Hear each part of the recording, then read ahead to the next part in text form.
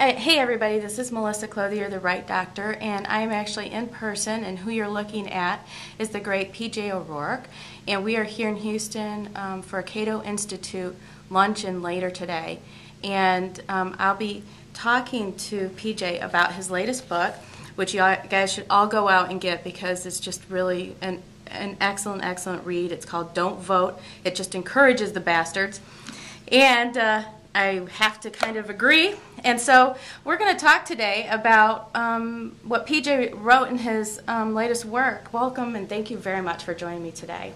Thank you for having me here. Okay, so there was so much that I got out of this. I was trying to like synthesize like the biggest overarching themes, and a couple things struck me. One is kind of your treatise on happiness, and the other was morality and politics. And I thought both of those were very interesting coming from a libertarian. One, because with all my interactions with people across the political sphere, it seems that conservatives generally are happy whether they're winning or losing. Liberals are just kind of grumps and like the schoolmarm miserable. And libertarians, I call them the curmudgeons, because it doesn't matter what happens, even if something seems to be right, there's something wrong with what's right. Oh, well, that's quite true. The besetting sin of libertarianism is an excess of reliance on logic. Libertarians want the political process to be logical and reasonable. And of course, we all do. But we do have to recognize the fact that politics is more than merely the reasonable. It has to be. I mean, reason, well, it certainly should apply to the policies in politics. Reason doesn't explain certain things. I was talking to Roger Pilon last night, who is kind of the preeminent constitutional scholar at the Cato Institute and a strong libertarian. But Roger says, reason doesn't explain patriotism. Reason doesn't explain love of country. Reason doesn't explain religious faith. Reason can only go so far with morality. Some of our morality we have to draw from some inner resource, a conscience, the Holy Ghost, whatever one wants to call it. Reason will only carry us so far. So libertarians are always a little irked that everything can't be reasonable. And sometimes I wonder, don't they have kids? You know what I mean? It's interesting that you say that, because a lot of the more curmudgeonly libertarians I know don't.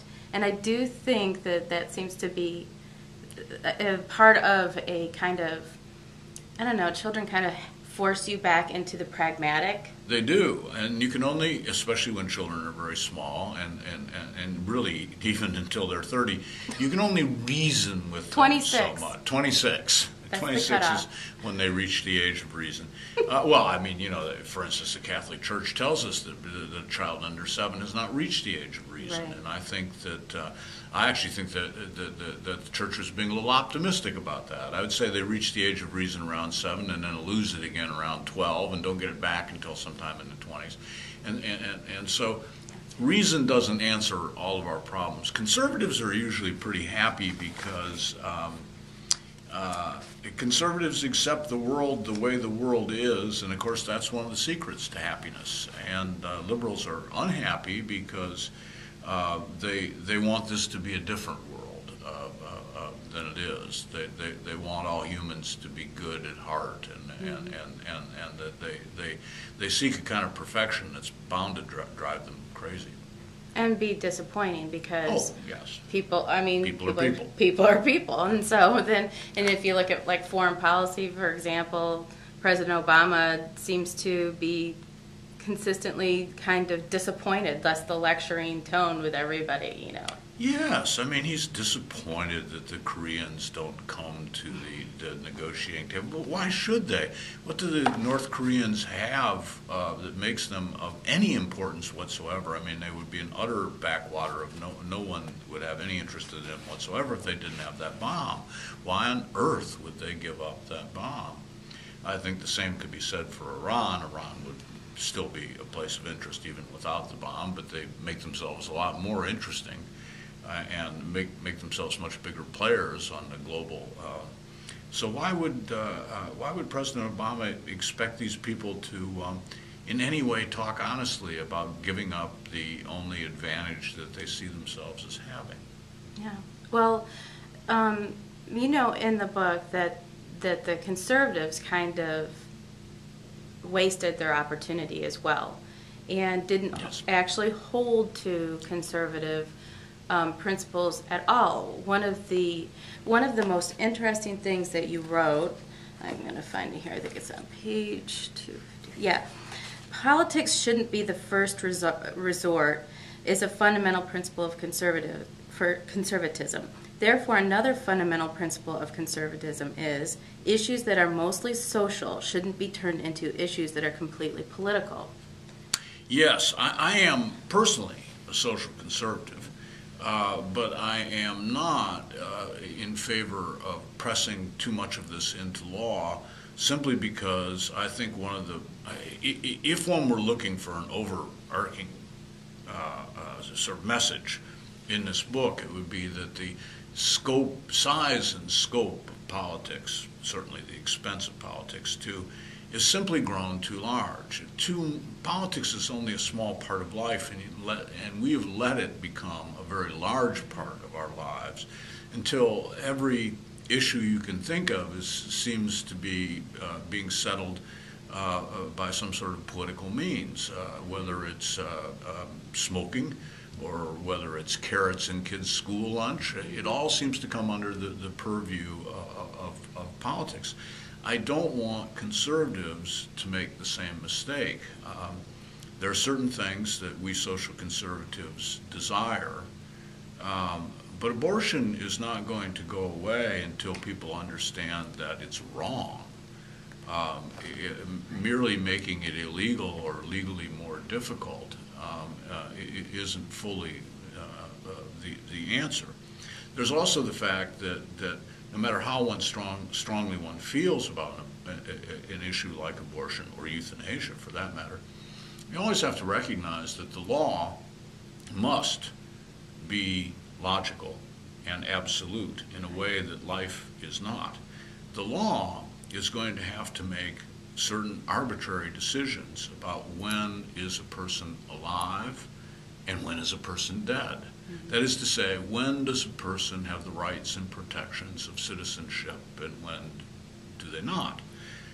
In this respect, the decisions upon when a fetus is a person and when a person ceases to be alive and hence ceases to be, legally speaking, a person, is similar to the immigration debate. I mean, we have to make some sort of, what's the matter with our legal, our immigration system as we have it is that we're basically refusing to make decisions about whether people are legal or illegal. I mean, you can't get a decision out of the Immigration and Naturalization Service. You can't even get a wrong decision out of them. You can't get any.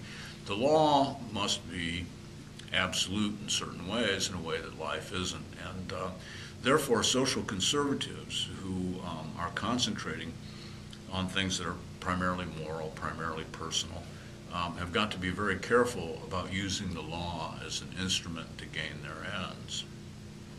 Right. I mean, that was personally one of my issues with the Bush administration. It was, okay, we're okay with big government as long as it's our version.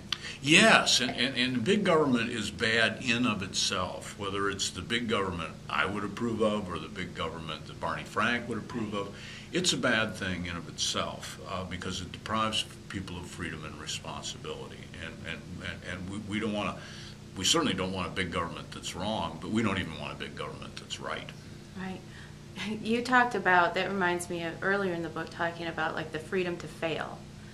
Yes. And you seem to be talking about that right now, that there has to be enough room, but all the way down from the individual to the big, huge banks and investment firms or whatever, nobody seems to be allowed to fail anymore. Lord, I'd love to be too big to fail. I just can't figure out how to do it. You know, maybe if I could get somebody to redo my mortgage and lend me $1 billion on my house, I'd be too big to lose it, or something.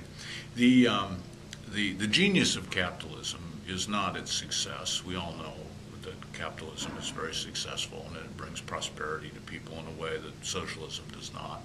But the real genius of capitalism is in the fact that it fails. When an idea is bad, it goes away.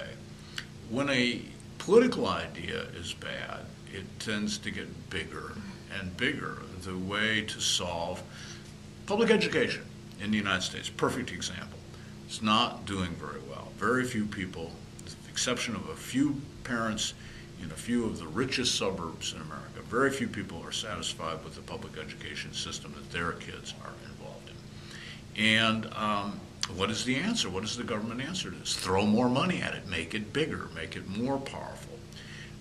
The private sector would say, get rid of it. If it's failing, let it die. That's why I was very dubious about the bailout of General Motors. Not that I wanted all those people to lose their jobs and all those suppliers to lose their customers and so on. But I wanted General Motors to suffer more. We have a bankruptcy process in this country, and I wanted General Motors and its unions and its suppliers to go through a more rigorous. I wanted failure, the cost of failure, to be clear and evident.